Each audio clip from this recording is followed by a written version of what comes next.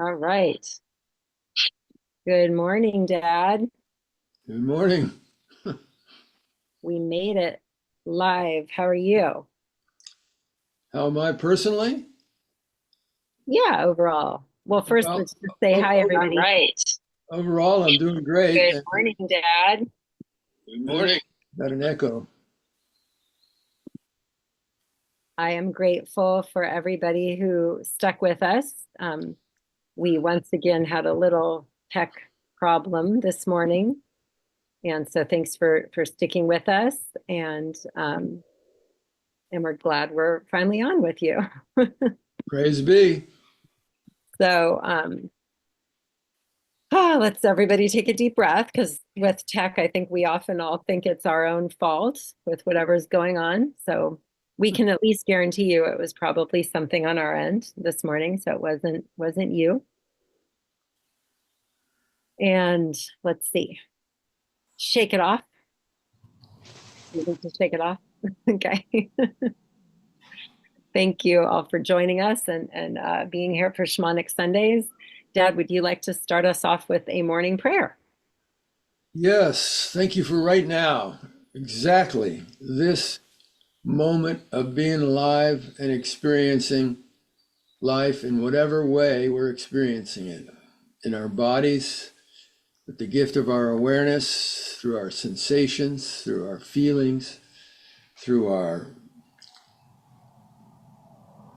position of our physical bodies right now. And you might notice if there's any places in your body of constriction or tightness or hunched up, and the opportunity in seeing that to let go, just let go and release. Gratitude for the sensitivities of our bodies, gratitude for awareness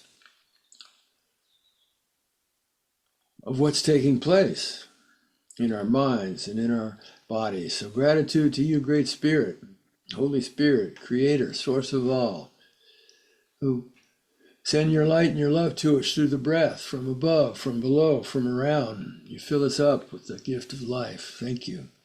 Thank you for the gifts of creation, and thank you for the opportunity of this day to open our minds, deepen, expand, and raise our consciousness, to wake up, to wise up,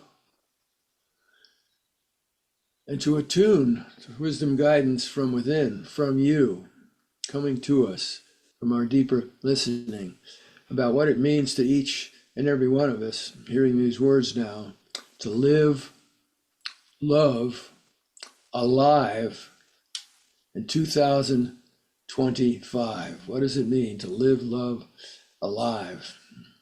And one thing that immediately comes to me of so many people suffering with loss in different ways, and illness and pain and plane crashes and starvation and prejudice and racism and hard to breathe, no food, maybe no home.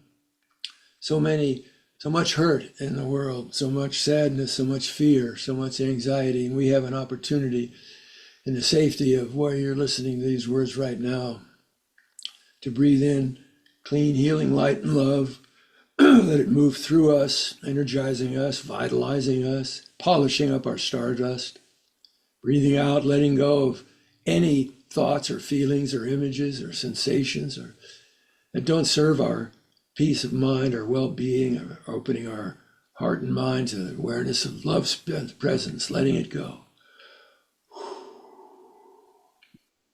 And actualizing, excuse me, actualizing our potential, being alive to be channels for healing light and love out into the world to where it needs to go for the healing of the sacred hoop.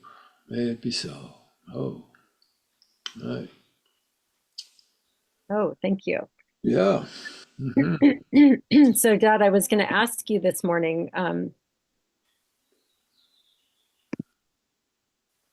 about how it feels like for many, many years you talked about the elders, and now you are one of the elders. So some say. So what's your question, my dear? How does it feel? How does it feel? Mhm. All right, well, let me just take stock right now.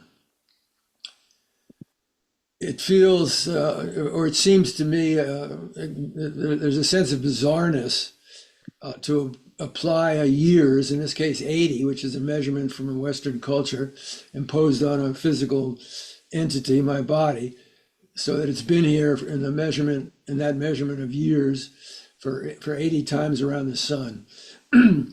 So, okay, yeah, I can believe that. Yep, my body getting older, going through the changes that happen with a physical body and its capabilities. Yeah, I see. Yeah, this aging process is happening to my physical body and some of its capacities getting less or not able to do them anymore at all.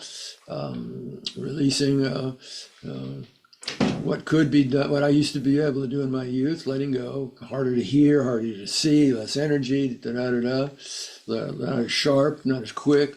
But all of that gives opportunity to drop into what doesn't have an age on it and who and what I really am. And so the bizarreness comes from the tendency of putting years of age on a body to constrict identity to that. And I don't feel I'm that. That's a part of who I am in this human incarnation, but it's not the deepest aspect of who I am, and which has no years. So it's just an interesting experience. I mean, bottom line, I'm just glad to be alive. How many years my body's got. The truth is, I'm alive right now. The truth is, I don't know how much time I've got or any of us have got, but we've got it now. I've got it now. So the importance of being present as well as I can to whatever is happening. Like a few moments ago, when we couldn't get into get the mechanics of this thing going, and I could feel my sense tense up, and I said, no, this is an opportunity to be aware of that, let it go, and surrender into the mystery. And maybe it's not going to happen, maybe it will happen, and feeling your tenseness, and so just starting to send you light and love to relax and trust the process. And if we got it on, we got it on. If we didn't, we'd have to send something out and explain it. But just to find peace in the moment. It's like dropping down beneath the measurement of years and the physical body to the place underneath, you might say, the metaphorical waves of storm waves on top of the ocean, dropping down, down, underneath it, settling, opening, connecting, and connecting with what? Connecting with the waves of energy and their information of how to be with the waves of the energy in this moment of being alive, to blend with them, catch the wave, and use its energy to help me go where I want to go, do what I want to do, which is open my heart, be a channel for the healing light and love. So if there's a label of elder put on the years and what I'm doing, fine. It's better than a lot of other labels that could be put on me. So that's what comes up.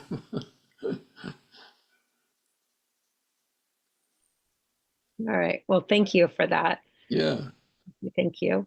Um, I wonder also if you could talk about, like, with your elderhood, if you could talk about how you've dealt with fear in the past. Well, how you dealt with fear when you were young, how you dealt with it over the years, and now how you deal with fear. I think as I reflect back, um, after the death of my dad as a little boy, I think on an unconscious level, fear was really buried deep inside of me, because I had the experience of now here, this person I love and who loved me and was nurturing and fun and everything is now gone, and that wasn't my choice. And so I live in a reality where that can happen anytime, and I'm not in charge of it, and I can't stop it. So that none of this was conscious in my cognition at the time, but I think on a deeper level, it was just like the energy of fear just dropped down into my basement, my foundation. So it's operating pretty much all the time. And I think for my up till my mind was open with with the help of medicine responsibly taken back in the 60s with LSD, I had no clue about how to work with that fear skillfully. because unconsciously I was basically giving my power to it, and it was shutting me down in a lot of ways of going forward with things I wanted to try or do in my life. And the opening of consciousness with the sacred medicine took me down into the dynamics to be able to see the fear that was there, and how the relationship I had with it, which was to give my power to it.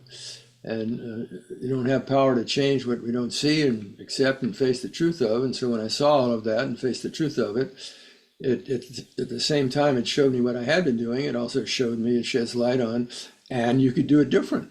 You could create a different relationship to fear if that's what you want. And I said, yeah, I'd rather, much rather do that and create an ally relationship. And so what I've developed over the years, and I still work with today, every day, is when some stimulus triggers a fear response, pay attention to it and look at, well, what's my greatest fear? What's my greatest fear given this stimulus? And to look at, well, the truth, it's possible my greatest fear that could happen. Okay, if it did happen, then how could you work with it? How could you work with the truth of what it would trigger inside of you in a way that grows you in the ways you want to grow? So it immediately opens up a larger framework to hold what I'm experiencing than just my ego's fear and unconscious reactivity patterns to it. It opens me up to a larger sphere of where I'm able to consciously co-create a different relationship with fear that helps me at the same time as I explore what I'm most frightened of. So what if anything do I have faith and trust in? Okay, so given this fear, what if anything from my experience do I have faith and trust in? And my mind immediately goes to the wisdom of the universe expressed through nature. The sun's going to come up tomorrow. The sun is going to come up tomorrow. A new day, new light coming in to creation. And there's an invisible process that the universe gives to us that's embedded in us as wisdom codes of an impulse, a drive to grow, to fulfill our highest potentials. You think of the seed of an apple tree grows into an apple tree. The seed of a pear tree grows into a pear tree. And as Meister Eckhart, mystic many centuries ago, said, and we have God seeds in us. And so we have the within us as a gift of grace, the potential to realize our highest evolutionary growth, which is to wake up and wise up and remember and know and live from that we're part of the sacred unity of the universe. And right now in this moment, I'm fine. I'm totally fine. Whatever I'm most fearful of isn't happening. I'm fine. And my heart's beating, and I can bring my awareness down into my heart and open my heart and open it and connect with the infinite light and love that's there through grace and send it out. Send it out to who, if there's a part of if I'm frightened, fearful of some symptom in my body that might be, my fears can cook up. It might be cancer, it might be a heart attack, it might be dying. Well, okay, send love there. Just send love to it. Instead of tightening up and more fear and inflaming and constricting and release, let go. Breathe out. Connect with the underlying deep inner peace and wisdom and strength and light and love. And in this moment, I'm alive, I'm well, and I can be a channel for that healing light and love to send it to wherever, wherever I want it to send it to. Send it to the souls of the people lost in the plane crash by Reagan Airport. Send it to their families. Send it to the hostages being released, the hostages still in captivity, to the people in Gaza returning to their bombed out. Send it out to wherever my awareness in the moment tells me where to send it. And then that sending, I'm experiencing what I learned working with Jerry Jampolsky back, many years ago, that on the deepest level, there's no difference between giving and receiving. So when I'm focusing on sending that light out, that love out, I'm already experiencing it. I don't need to get it back from somebody. I'm already experiencing it, and I can feel a sense of joy that I'm alive and I'm able to send healing light and love out to the person or the people or the situation. So that transforms my energy state, And all of a sudden, instead of suffering, I'm in a sense of joy, to be able to be alive and be able to feel and send out this healing light and love to other people and to animals and to Mother Earth, and changes my experience, transforms it. That's how I deal with it. Fear now. Thank you. Yeah. I thought that was a fitting question, just as I'm watching people around me's response to, like you said, the many situations that we see in the news, and that we're experiencing and that our friends are experiencing every day. And so the importance of having more tools to deal with fear, because I think often of that saying, you may have taught me, mom may have taught me, I don't remember exactly where it came from, but that there's really only two emotions, love or fear. And so at any given time, which one are you operating from, love or fear? And that's such a simple thing to remember. And it helps me so often that I can just bring my awareness right. Like when I start feeling whatever, human emotion, asking myself, am I coming from love or fear? Yeah. And what are some of the tools to we're only serving ourselves and the rest of the world, but the more we can come from love, of course. And so, and yet fear is a very real and human emotion. So not pushing it away, but how are you managing it? Like with Corbin and my nephews and kids, it's very common. Now he's an adult man, and one of my most proud moments as a mom when he said, Mom, I have a really good toolbox, meaning like he's got so many skills for dealing with challenges. And I think throughout life, we're just trying to add to our toolbox. So Practice of practices. So let me just say, excuse me, yeah. fear, as you alluded to, fear is a natural emotion. So when we feel fear, don't rush in with a judgment that there's something bad or wrong about that. If we didn't have fear, we wouldn't be alive. So Right. fear is trying to bring our attention to something that's important for us to pay attention to. So welcome the fear. Thank you for getting my attention. And now let me focus on what I'm most frightened of and how can I work with that? Yeah. In a skillful way. So let's repeat that again. When you feel a strong emotion, one of your first things you can check in with yourself is this love or fear based? Well, Right? first of all, give yourself permission to feel whatever you're feeling without judgments. You Yeah. have a right to feel whatever you're feeling. You might not be comfortable with the ego. It might not be nice, or you might not like it. You might not want anybody else to see it and hope they don't. But in your own relationship with yourself, give yourself permission to feel whatever you're feeling and open to it, because it's trying to bring your attention to something that's important for you to see. Okay. So first step, strong emotions, giving yourself permission to feel whatever you're feeling. Yeah. And then jumping into, is it fear, or sinking into, trying to open up to, is it fear or love based? Which emotion category is it coming from? And then if it's coming from love, just enjoy it as much as you can, have fun, go with it. And if it's a more challenging one based in fear, then can you walk us through again a summary of what those steps would be of dealing with fear in a healthier way? What it's like asking fear, thank you for calling me to you. And what is it that you're most frightened of, that you've got my attention to do some work with? I'm most frightened of, and then whatever it is you're most frightened of. And then to admit to yourself that whatever you're most frightened of, it's possible that it might happen. And the reason for that is if you don't admit the truth that whatever you're most frightened of could happen, then you're going against, you're constricting, you're shutting down, and that's going to inflame you and cause problems. So accepting that, my worst fear could happen, and it's not happening now. It's not happening now. Right now, I am okay. So if that worst fear did happen, how might I be able to deal with it? What would it trigger?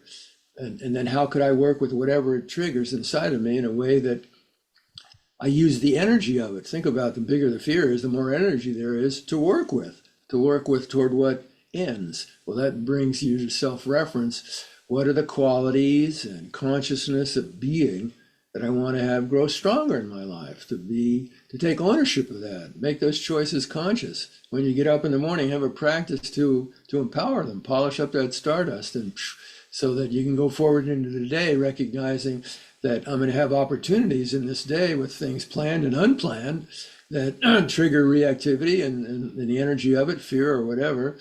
And it's not happening by accident, but it's an opportunity for me to use that energy triggered inside of me to wake up,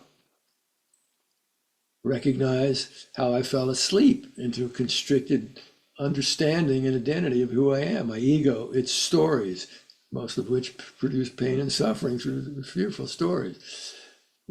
We have power to pull the plug on all of that when we see it, when we own it. So you can't get that information until you go to whatever the feeling is. And you're not going to be able to get into that information if you're judging yourself for having the feeling.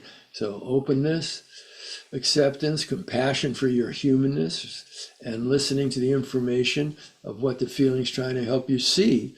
And then whatever that is, pay attention to the relationship you have with that fear in terms of what you're creating as your experience. And that brings empowerment to be able to make new choices when you see the role you're playing and the story you're telling, now conscious, previously unconscious, but producing pain and suffering, empowers you to pull the plug on it, let it go, create a new story, such as if you want to experience something other than suffering, if you want to open yourself to a positive experience, I can remember that I'm going to use this next breath, consciously use this next breath to open my awareness to love's presence, flowing in with the breath. I can take it down to my heart, feel that love and light, let it move through me, my body, physically, organs, glands, circulatory system, flowing through the entirety of my physical body, my energetic body, bringing healing, light, and love. And then I can create an opening in my heart, a pipeline, and start sending it out to people in the world that I know, people that I don't know, but I know who are suffering, and be a channel for that healing light and love. And as I send that love out, I experience it, because there is no difference between sending it and receiving it. It's the same thing. And when I'm sending it out there, then I can't send it out unless I'm experiencing it, because I brought my awareness to my heart and opened my heart to it and cleaned out whatever was blocking me from experiencing that light and love, which is the essence of my being, our being. And sending it out, I'm polishing up my stardust. I'm creating a joyful state of experience and being alive in the moment, because I have this opportunity to feel and send healing light and love out to the world, to people, for healing. And that transforms my experience of being alive in the moment, from constricted with fear to I've created an ally relationship to empower me to more enriched living in the moment. There you go, girl. Rich living in the moment. A good goal to aspire to and work toward. Yeah, I just heard this phrase today. I read it today. Align with the divine. Align with the divine. Instead of Okay, my ego, align with the divine, and hey, you're going to have a better ride. that sounds good. Love it. Well, thank you. Thank you again for everyone who stuck this morning out and showed up to share Shamanic Sundays with us in person live. And for those of you who watched it at another time, we are still sending you love and prayers and strength to, what did you say, live in the divine, align with the divine. Align with the divine. Which is really just to live love now, because that's Yeah. what it always comes down to, right? Yep. Live love alive in 2025. And the power of breathing into your experience, your now, you're showing up, you're living love now. So thank you so much. And remember to order Tom's book. It is coming out. It is out. You can pre-order it, The Psychedelic Shaman, The Warrior's Guide to Transformation, off of his website or Inner Traditions. And we'll see you next Sunday. I just want to thank you, Kimberly Krishna, for staying with it under stressful conditions of trying to get this going when you didn't know how to do it, and you just stayed with it, and you just stayed with it, and you brought it through. So well done. Thank you. Love you. All we can all do. Let Hey, me know. All right. Love you all. Mwah. Bye. vaya con Dios.